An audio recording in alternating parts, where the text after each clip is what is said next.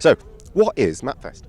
Mappfest is a showcase of local musicians, local talent that are put together with the aim of making money for local charities. Okay, and how did it start?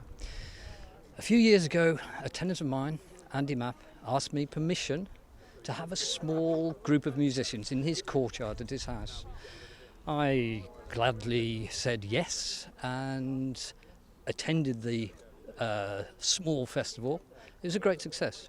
Raised a few quid for charity, though probably not as much as Andy put into it himself. The following year, same thing happened, but somewhat larger. Eventually it was too large for Andy's backyard, and so it reverted to Malvern Hills Common, where it's been for the last 2 years. It's a much larger event now, raising quite a lot of money. I believe £6,400 this year, split between Acorns and the local Association for Motor Neurone Disease. And tell me about the number of bands who played and how many people attended. Okay, so there were 16 headline bands. There was also a further stage which had many more bands, probably at least another 20 bands. So a good show over 2 days, an excellent performance by everyone. And how many people? The event was licensed for 499 at any one time, and I think that was about it. Probably 2,000 to 3,000 over the whole weekend. Yeah, that's right. Only 499 people. we had one when that happened. Okay. Also, the BBC came along as well. The BBC had on the Sunday had one of their introducing programmes, which was, by all accounts, very successful. Some excellent musicians playing there as well.